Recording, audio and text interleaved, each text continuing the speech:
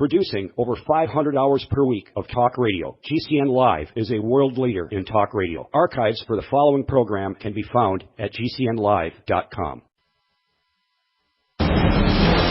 From his Central Texas Command Center, deep behind enemy lines, the information war continues.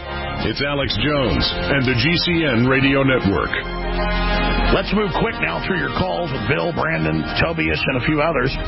Bill, you're on the air from California with Max Keiser. Okay, are you there? My question yes, I am. is this. I have a theory that since our money's going to be worth absolutely nothing, and I keep getting these credit cards. Let me back it up a second. My wife and I are both retired, living on a fixed income. We have no hard assets in our names, so they can't come after us. Why not take all these bank credit cards I have, run them up, go out and buy all the food I want, the guns I want, whatever else I want? What are they going to do about it in the end? They can't take anything from me, right? Yes, but they're trying to change the laws to bring back debtor prisons. Max Keiser? Well, the caller is correct. But I would suggest that to make that effective, do an online campaign and get 10, 20, 30 million people to do it at the same time. Then you win. Yeah, because they're getting all this free money and trying to pass it on as debt to us.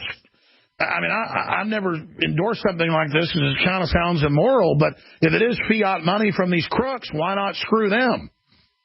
I agree, but for an individual to do it, the odds are not in their favor. But if that individual started a campaign online and said, on this date in 3 months from now, I want 1 million or 10 million people to do exactly what he described, then he would have an enormously powerful message being sent to the crooks. But then they could argue that you were organizing a fraud and maybe indict you for racketeering. I mean, but Alex, you and I have had this conversation before. When you have a revolution, you're going to break a few eggshells. No, I get it. I understand it. I just fundamentally don't like not paying a debt off. But I get it's all fraud and fiat to begin with. And it's kind of like in the fictional. The weapon that they use is debt. You see, I mean, you talk about gun rights because you're concerned about people with guns. I'm saying that the true evil is being perpetrated using debt. No, I get it. It's weaponized debt. It's weaponized debt. Weaponized debt. That's what I'm saying. You need to load those debt bullets. All right, Bill, interesting point. Very interesting point. Brandon in Florida, go ahead.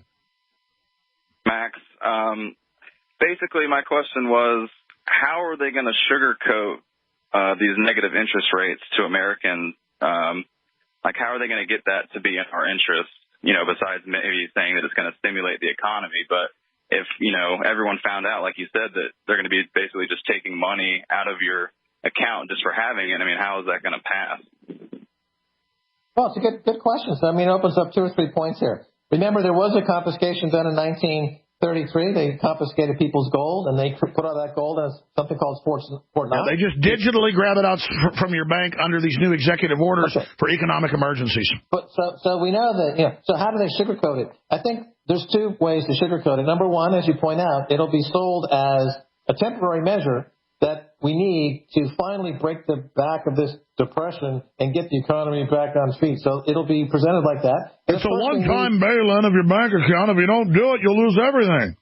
Right. In 1971, Nixon said it'll be a short-term measure for America to close the gold window and take off our obligations in the gold market. Of course, that has been with us now for over 40 years. The second way is for there to be concerted propaganda. So they need a scapegoat.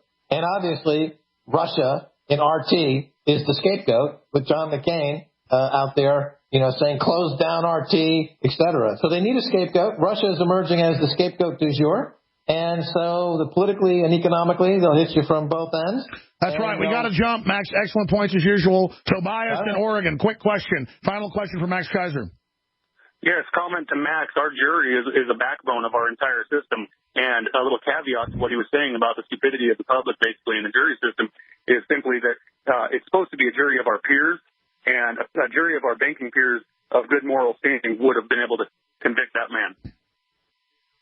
That's true, but you know, the jury process system is highly corrupt as well. If you watch any of these cop shows, they bring in all kinds of consultants, and they're constantly figuring out ways to rig the jury. And before I go, Alex, let me point out that if you ever saw that film, Idiocracy, which points to how stupid America can get. It was set in the year 2015. Absolutely. It was supposed to be like 2,200 and something, but it's actually happened. You're right, Max. We'll talk to you soon. Thanks for the time. David Knight coming up.